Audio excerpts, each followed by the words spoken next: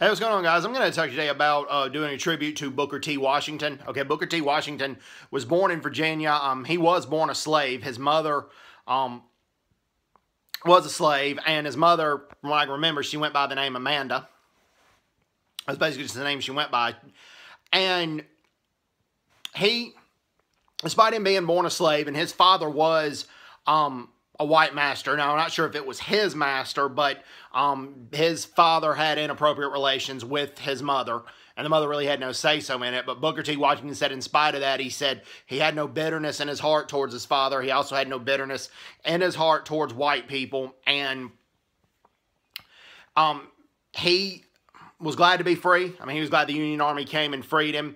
But he talks about also in Reconstruction how some policies that were designed to benefit African Americans didn't. Like he said, during Reconstruction, some of the most immoral men became preachers, and because they were preachers, they were pretty much not held accountable for some of the stuff that they did. If you read his book, Up From Slavery, he mentions that. He also mentions the best way to get African Americans equal rights is to learn skills. He went to Tuskegee, Alabama, and basically founded the Tuskegee Institute, and that was one of the first learning institutions for African Americans. And one of the first things that he taught people to do was how to make bricks, like how to make bricks from scratch. And the brick making was so good that people in Alabama, they bought bricks from them, from the Tuskegee Institute, versus buying them from white people, because the skills of making the bricks were so good. And in spite of Booker T. Washington not being very politically involved, he secretly supported a lot of political legislations that benefited African Americans. He supported an anti-lynching bill. Now, granted, it was in secret, but he did that, and the bill helped get passed. W.E.B. Du Bois, in his book, Souls of Black Folks, he notes that. As critical as he was of Washington, he does give him credit on that.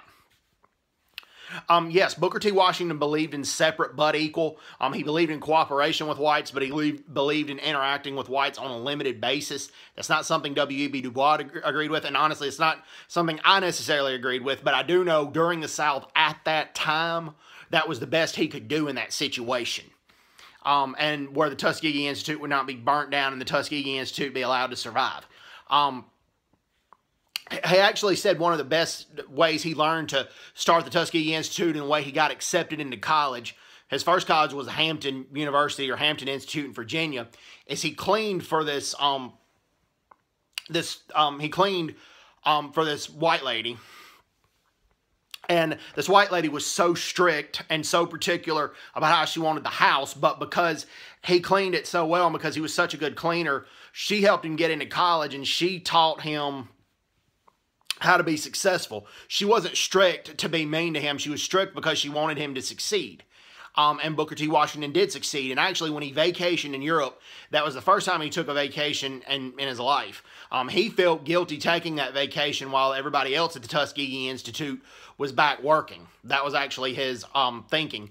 And while W.E.B. Du Bois loved Europe, Booker T. Washington thought America was the better place, because he said, like in England, for example, servants perfected what they did, but they perfected what they did because they believed that was their calling in their life. They didn't try to work their way up as much like in America. I recommend that you read the book Up From Slavery. It is an excellent book. It does show persistence, perseverance, not being bitter,